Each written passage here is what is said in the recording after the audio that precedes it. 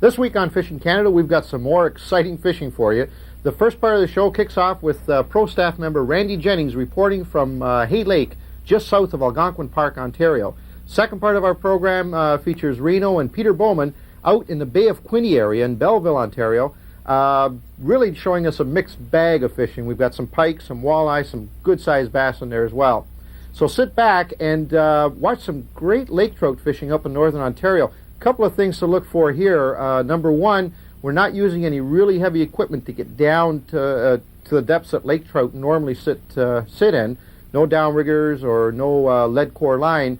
Randy uses a jigging technique along with some trolling to catch some pretty impressive lake trout. Today I'm using spoons tipped with minnows, or minnow, like a half a minnow or head. A couple of my favorite spoons are the little Cleo, or anything similar to that spoon with a Siwash hook. These Siwash hooks have excellent positive hook setting potential. They don't tangle up in your net and they don't mess up the fish like a treble hook does. The Williams spoon, this is a Williams whitefish spoon, is another one of my favorites. This one's yet to be converted to a Siwash hook, but all you do is just take this hook off of the split ring, the existing split ring, and put a Siwash hook on the end of it. These spoons here are large in nature, but the fish in here are large in nature, so I'm trying to accommodate for the size of fish. Now, if I was fishing a lake such as Drag Lake, where they're only commonly a pound or so, you know, with the exceptional large fish, I would run a smaller spoon than this. Matching their forage basin here, the shiner minnows and golden shiners are a large minnow by nature, and the golden shiners grow to the size of that spoon. So you're not far off on target by using something that large. Minnows, you don't need live minnows because you're trailing them on the end of the hook. That's a shiner minnow.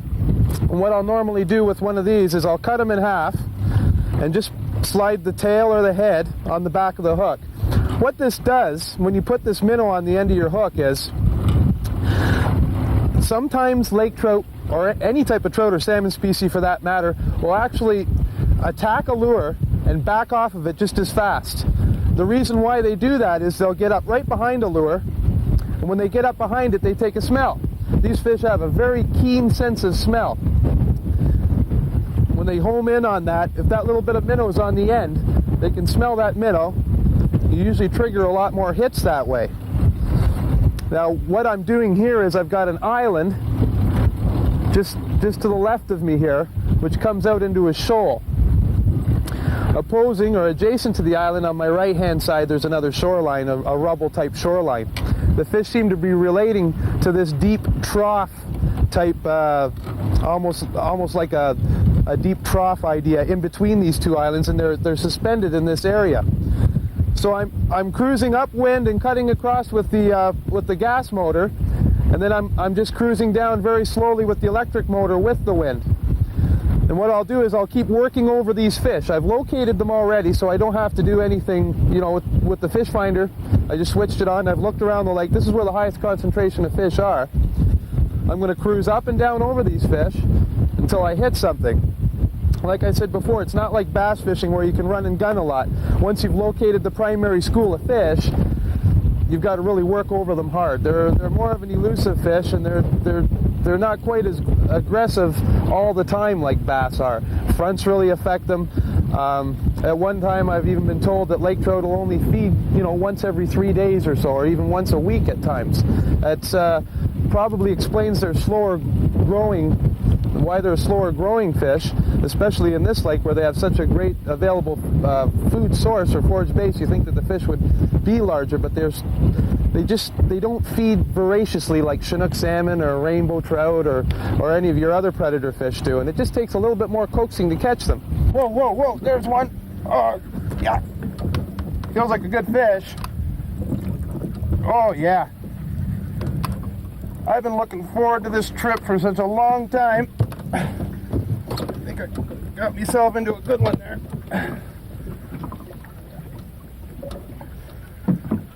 One thing about being by yourself in the boat. Oh yeah, oh yeah. It's spring right now. The fish are up high, so you don't need like to get it down really deep. These fish that we're marking are anywhere from surface right down to 30 feet. Where's my net? Oh, look at that fish. Look at that fish. Oh, no way. No way. Oh, I got it. Yeah. Oh, yeah.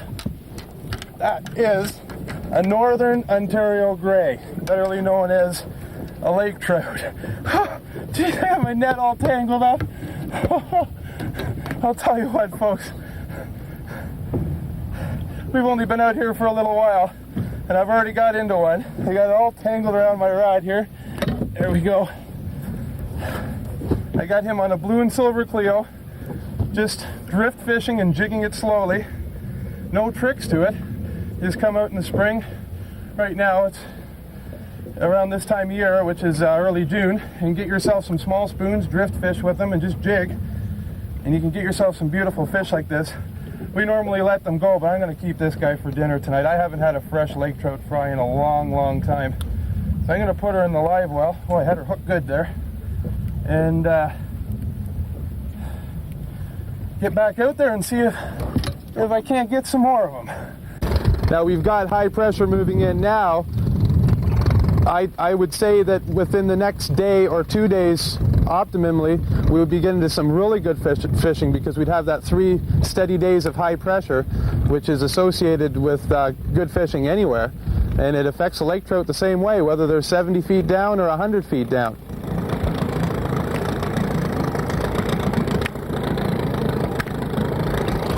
Oh, I'm into a fish. Oh, get him off the bottom. Jeez. He's just hanging on the bottom. Uh-oh, he's taking me around the back of the boat. Oh, jeez. It's really hard to get these fish off the bottom. They just hug right down there. Oh, here he comes up. There he goes. Oh no. I wish somebody'd be out here to help me with this fish. Oh, look at the size of this thing. Oh no. Oh yeah. Look at the size of that fish. Don't jump on me, baby. Don't jump. Oh yeah. Oh, what a fish. Oh no. Look at the size of this thing. Oh, on that canoe wobbler, my minnow's gone, and he just...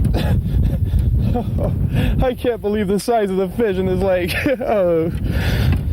I'm so accustomed to fishing the Halliburton lakes, and we never catch anything like this. Oh, whoa, don't go in the lake on me, baby. Look at the size of that fish. Oh no, just barely hooked. I just had her skinned. Oh, what a beautiful fish. If you look at it, it doesn't look the same as your Lake Ontario fish. It's got a real dark coloration to it. It's by far a more beautiful fish, but this is the product of a natural wild fish in its own environment with its own forage base. It's a gorgeous fish. The only thing, when you hook these babies, they stay tight on the bottom. You get them up about 30 or 40 feet, and the decompression, they just come right up like a rocket. And if you don't stay on top of them, man, they'll shake the hook on you every time.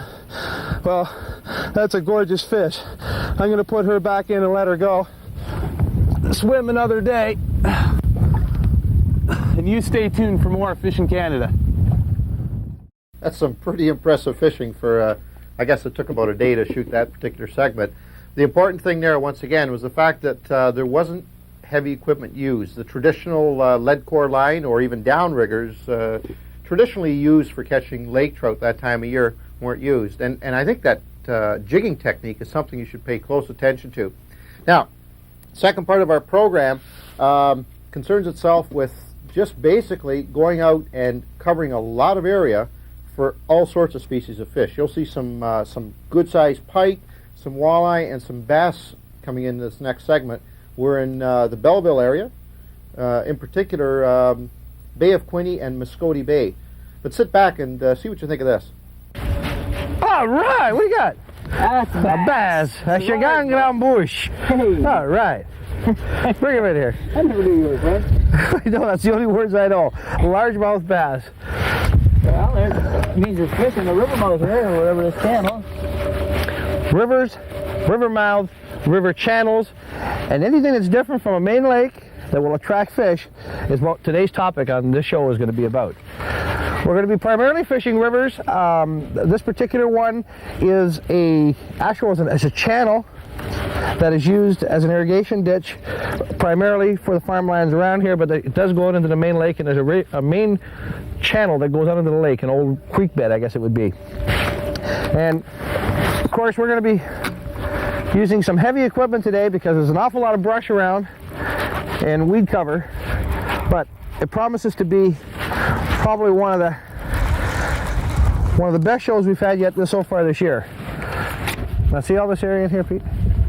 That's all undercut bank.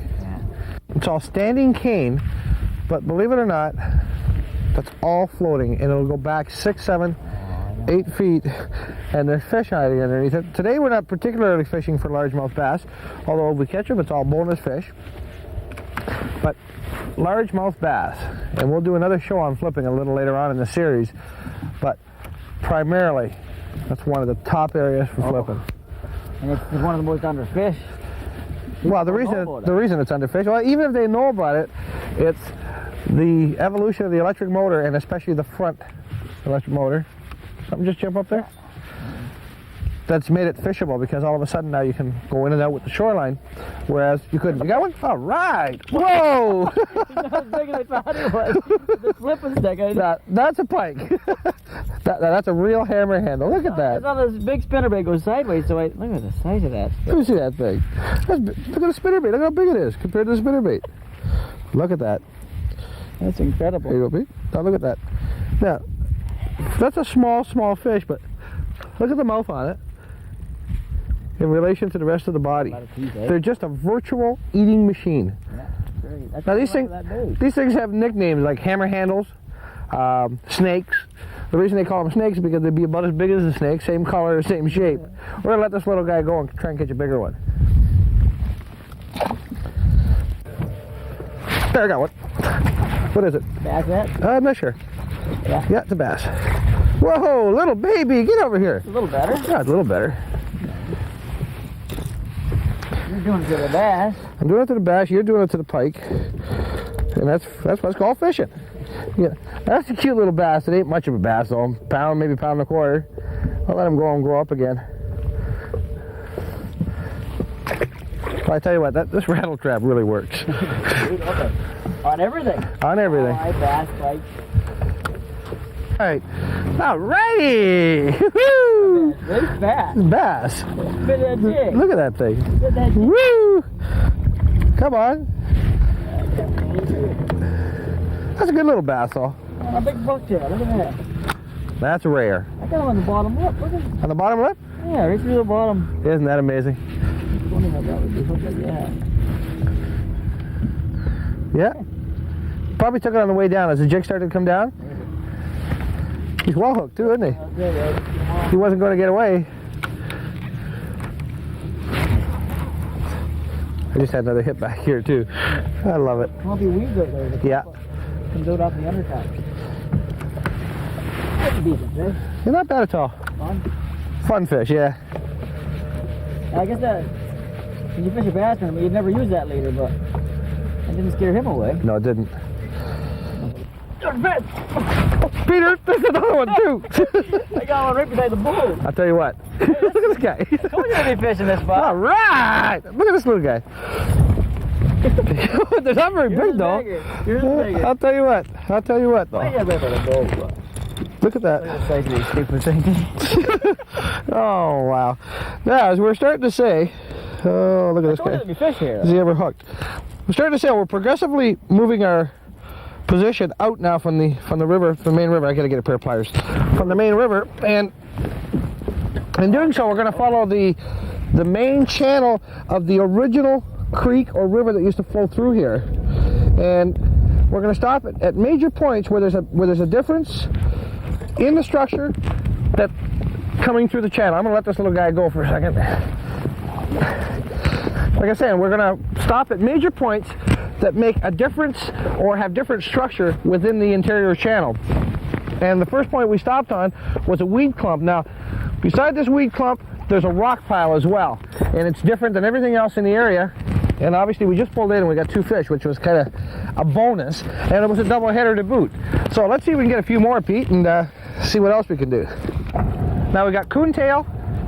Oh, whoa, whoa, whoa, whoa, whoa, where you going, baby? I heard your drag come up there. I was just setting the hook. Yeah. My drag's a little, I don't know. Big haul? I don't know, is it moving or is it just, oh, it's a fish. Oh, that's a nice fish too, Pete. Oh. Woo, get over here.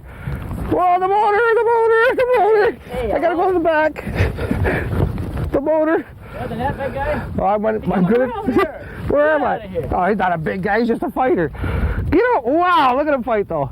Yeah. He's a struggle little guy. I think I can just, oh look now, see that? Now, it's a good thing I had a leader on there.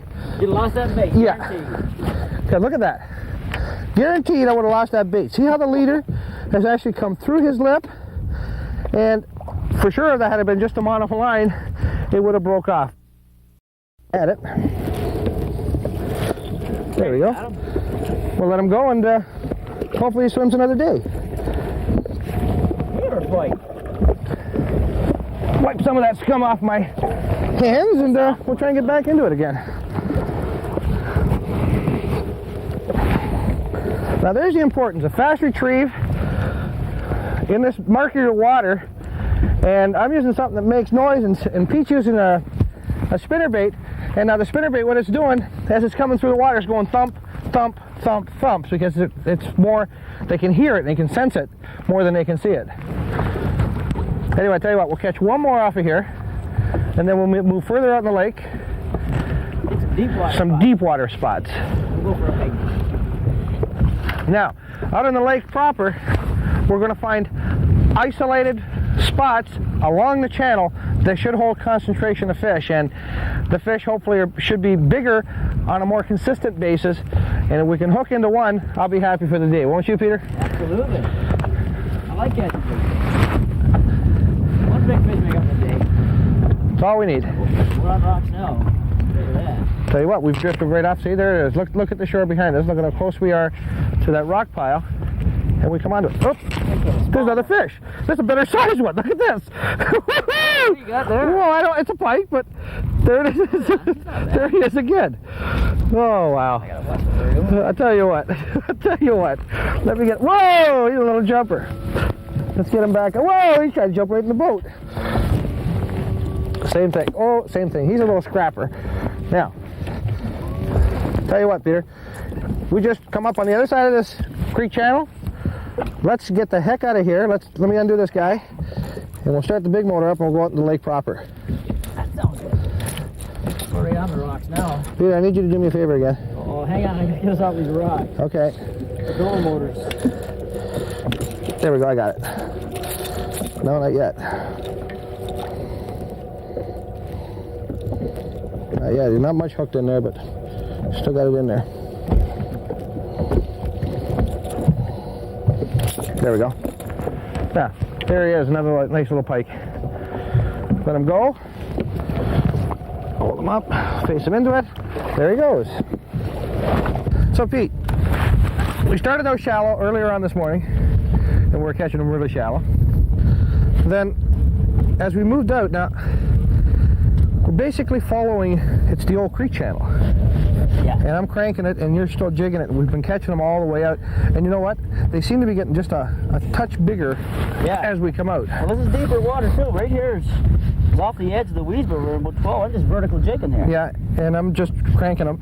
Now, I'm still hitting the top of the weed bed. And what it is, it's a creek channel, and to one side there's a hump that's about 1/4 mile long, and it tops out at around 2 to 3 feet in about, 15, 16 feet of water out here, right? Yeah. And I'm just taking the edge of the weeds, and where it starts to drop off into the deeper water, and we'll be getting a few other smaller ones as well. But there's been some bigger ones consistently come out of here this afternoon. Oh, yeah. So you're jigging and I'm cranking, and we're getting fish. Best after the spring spawn and that. The best thing, the deep water is really good fish. What? Whoa, right! Wait a minute. This thing is bigger. Hang on a second. Hang on now, Pete. It's under the boat. Oh, no. Hang on a minute, Pete, I'm still out there. All right, hang on a minute. Woo! Woo! Hey, look. All right, look at the size of them. Get up here, baby. Come on up here. Look at this. Get him in here, Pete. Oh, come on, Pete. A little more. Whoa!